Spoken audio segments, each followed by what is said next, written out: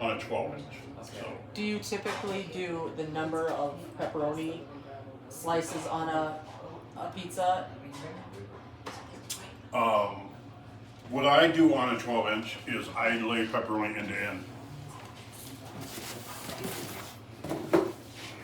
I start here, circle, circle, circle, and then I just go around and I fill in. And the pepperoni is always touching each other, so it's solid pepperoni. Okay, and I'm also a 1/3 and 2/3 kind of guy. This is just my experience. So when I put a crust down, I put my sauce down, and then 1/3 amount of the cheese I put down, and then I put my toppings down, and then I put the rest of the cheese on. Okay, and I do that because I don't like peeling a pizza, and then I have my cheese, then I have my meat, then I have my crust. I don't like doing that. So when I layer stuff like that, it allows it for it to stay put in its place. Does it make sense? Yeah. The two things you want to make sure of.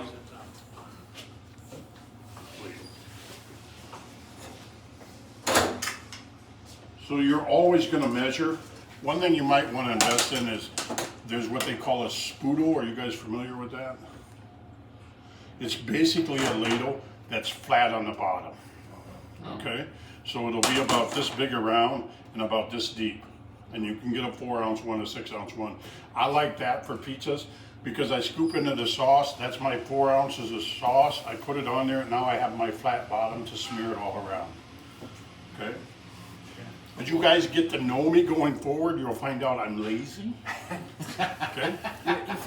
I like to find the easiest way to do things and be very productive at it. So that's what I'm doing. Does that make sense? Yeah. Yeah. So everything's barehanded because I'm going to bake this. Okay? If you're not going to bake it, you need to wear gloves on it, okay? It gives people, if the general population is watching you and you're wearing gloves, they think you're doing something right. So just wear gloves. Okay. Another case for us, just kidding. But no, I think people nowadays, ever since COVID, people get freaked out a little bit not to be sunny when there's no gloves. And gloves are very inexpensive, they're so cheap. Yes, we not can working. open the door there. There's and right get you there, gloves. there's gloves if you want some. Yeah. Right there. Oh, you got plenty. That's up to you. So as far as thawing that crust, yes, Yeah. no? You can work from frozen. Okay. So Does it, but then does it extend the amount of time you need to bake it? no. Okay. No. All right. Yes, if it's a standard box oven like you see Yes, in of a course. Yep. small restaurant or bar establishment, but in your oven, it's not gonna hurt anything. Okay. There's a paper, and there's two sides. Pale, dark, okay? Really? Yep, Yep, I see that. see that? Yeah. See that? Dark is toppings. Okay? And that's because it's been sealed a little bit more, it's been cooked just a hair longer, so when you put your sauce in there, it doesn't absorb into the crust. The pale side allows it to brown or darken without overcooking it. Does that make sense? So dark side of it. And you can tell that by this one because the paper is always on that cook side. Does that make sense? I always remember the paper is on the cook side, that's the biggest thing, because otherwise you look close, sometimes you don't know which, it's not that big of a difference, so remember paper, These bottom. are the ones just are just partially. Crust here. The thin crust is what's trending the most popular out there. That's what most of the population likes. There's several kinds of crust out there. It depends on where you want to go on it. Thin one, then we have a raised edge, which is just a hair thicker. Then we have a traditional one. We also have a wood-fired one. Which is what they wanted to go with, that's what Jason put on there, I didn't have the order guide in front of me, so I just got this now. Is there a difference in that? We wanted to try it. Yeah, we want to try, is there a difference in? The wood-fired one is more like, We didn't know if they used the wood fire just because they didn't have a wood fired oven. And No, this I one thought has that the too, I wood-fired checked thing that, to this it. is our #1 seller. this is me on pepperoni.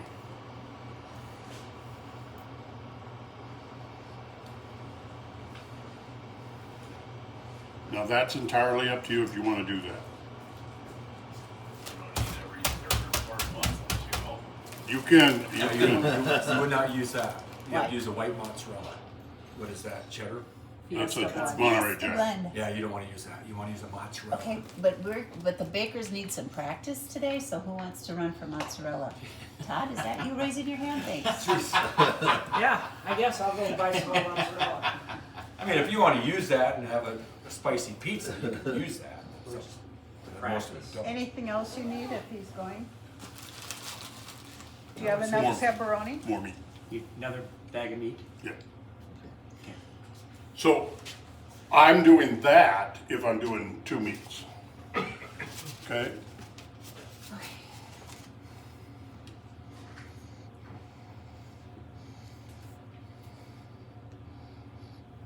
Usually weigh out the sausage or just. Well, once again, sausage is just like pepperoni. So this looks like a 12 count, meaning, or 14 to 16 count, meaning there's 14 to 16 pieces per ounce. So if I do that, I'm close to what I need. You know what I'm saying? You don't wanna over topping it, that's the biggest thing you do, cause sometimes it gets too much, you know what I'm saying? And sometimes you just get overpowered, which nowadays that's not very often, it used to be. So Chef, if you just So you don't used want- pepperoni, you would make it more meat. Yeah, if I'm doing pepperoni, I make mine solid. That's entirely up to you guys. So, have you got any experience? Does the public like it better if it's covered with pepperoni or thin on pepperoni? They prefer that they have pepperoni in every bite. They're getting their money's worth that Yes, way. and when I do a solid pepperoni like that, I guarantee myself that they have a pepperoni in every bite. And I only have, if you do 28 slices, you will have 2 ounces. You can do up to 32 because most pepperoni is 14 to 16 count. Most pepperoni is a beef and pork blend, so it depends on where you want to go on that. So I'm doing it solid, and if I have 32 slices on there, I have 2 ounces. It's easy math calculation for Yeah, you profit. gotta speed Well, it I up gave him that before. shit. I know, You're wrong. we're gonna get 265 pizzas. 20 pepperoni and 12 minutes, so she wants to know which one is to go. Yes, that is correct. That's what you normally do. I don't. I'm Okay, loaded. so you can do, I would have, you know, I'm you can loaded do with whatever you want. pepperoni. He's back. Way to go. I'm loading it with pepperoni That's because fine. I want But I pepperoni gave in her everybody. that, I gave her Yep. that sheet I like that kind of helps to tell Yep. what the. which Are you I would counting, hang. Dean? Once you decide which way to go, I would hang that sheet, I'd let, you know, hang it somewhere so everybody can see it, so if you But I do think we're gonna personally, get a they know how pepperoni in many, every so bite. this guy gets 20 Looks every like it. time, Get and in here. so it's the same. Right, but I'm gonna do it process. Yes, yeah, that's what, yeah. Today with the meat toppers. Okay, so I need some clarification because I'm gonna be the ordering person. So the sausage, you're saying Oh, I is have one extra 4.5 one. ounces. We won't run out of cheese, I don't Right think. there. Meat lovers. And the cheese goes along. That you can freeze, but you shouldn't have to, because you're gonna use most of that in a week or two, so I wouldn't have to. Well, we're take just off thinking freezing. with, kind of the minimum order, like maybe we will have to order Yes. during the Yeah. summer. It'll be the end of summer when we run into problems because we bought a freezer. He just asked, are we putting any seasoning on it, or? That fall in the sauce. That's entirely up to you. I know places that will brush the crust with a garlic butter, you know, so that's up to you. Well, and you see them with a shaker that they They hit it but with that a- would be a certain type of a pizza maybe that would have that on? Some of them do it just as a finish when it comes out. They'll hit it with like an Italian seasoning or Yeah. something, and that's entirely up to you. Your general population is just going to prepare. Conscientious about Here, let's not turn it getting in. any kind of residue on the outside of the boxes, because the people that are picking these pizzas up and taking them home may put it in the back seat of their Lexus, and you don't want tomato sauce on their white seats. And I do this just for production. I'm sorry, I'm stealing the cheese. No, Go for it. But I'll just do this. Really? That's much faster. That was fast. Yeah, once again, lazy. Dean, tell me what you're doing here. We're checking temperature. He wants it about 425. We're at 432, 425, depending on where we're at. About just right. About just right. Pools here, and I don't know what Chef Howard thinks about this, but this is what we came up with to get this going. First of all, I suspect that from start to finish it'll be at least a 4-hour time period, maybe a little longer, from starting the fire to building the fire to cooking the pizza to shutting the oven down and so forth. I'm not sure, but I'm suspecting there'll be at least a couple people on duty, and maybe you'll want to do it in shifts, unless you don't mind being here for a longer period of time. I guess that's completely up to the team.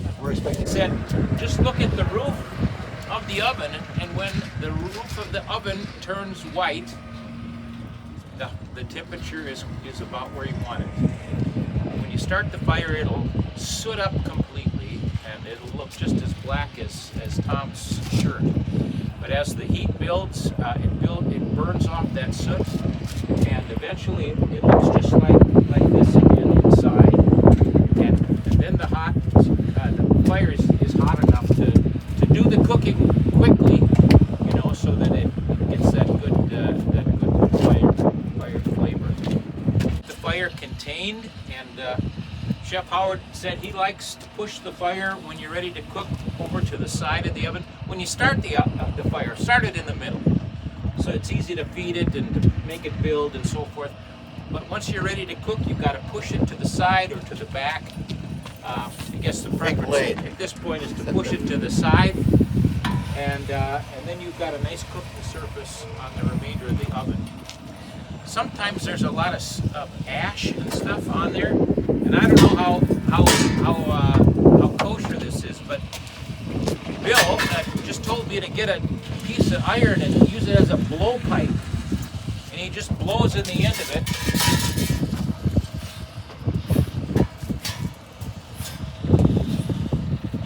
Get the ash out of the way so that the crust doesn't sit in that ash. So you're not brushing, you're blowing, right?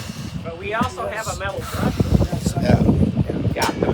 When we made pizzas yesterday, you have to keep feeding the fire pretty regularly, or the temperature will drop to the point where it's going to really be a laborious. It was cold yesterday. It was also Well, snowing that didn't yesterday, help. so. That's true. Imagine In the oven floor, you hit the ceiling of the oven, and it's getting nice and white. So then you're ready to cook. Is that great, Alice? The thing is, if you try to throw a piece of wood in there, the ash is going to go up and it's going to, get all over the place. Are you going to go closer? You shut that part that way. We certainly can, I think. You can stick to it. It works pretty well. And that's called a Peel. peel. Then we put the box over here, so when it's all done, it's all ready to go. And if you just give it a little wiggle, the pizza will slide right off. The nice thing about these par-baked crusts, they don't stick to the oven floor. When we use fresh dough, it sticks. And so then you've got to put something on the oven floor first so that you can get the doggone thing out of there when it's done. To rotate the pizza pie a couple of times to keep it even and to keep it from getting overdone on one side. But you can use this for that purpose too. And I just lift it up slightly, and then a little sachet to the side seems to be all it needs.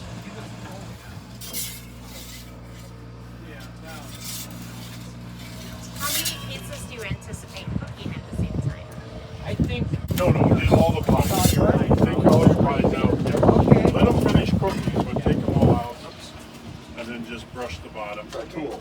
Scrape the cheese off. Preparers need to make sure to But you're not Yeah. timing, Dave, are you? You're not timing, you're just I'm watching. not timing right now. No. Okay. Tommy, once you see if you can turn that thing, Yep. I didn't see you turn it, but just lift it a little bit and then kind of push it off to the side. Yeah, do that again. There you go. And if you rotate it like a quarter turn or half a turn, and then put it back where it was, it'll cook better on that side. And cool. I never thought of that. Tend to brown up better than the cube, or doesn't that part make any difference? No, you're always looking for your moisture. And I'm not judging. Store-bought cheese, if you buy it in a grocery store, shredded mozzarella is horrible, okay? Because they put a lot of what they call cellulose in it. Cellulose is just wood fiber, and they do that to keep cheese from sticking together. When you're buying cheese from us, it's majority of it does not have any cellulose in it, because we just want you to have cheese. We don't want you to have an anti-caking flour, and that flour has a tendency to restrict. It's not flour; it's wood fiber if you really break it down. Sawdust. Very fine sawdust. Yeah, it's looking good. Yeah, looks good, huh? That was an excellent suggestion, Chef. Yeah. So you get a nice little brown on it. Yeah. Like you said, you put a little broiler action on Very it. nice. So if I ever get in a pinch, I just raise it up to get them going faster. Okay. Oh, next one.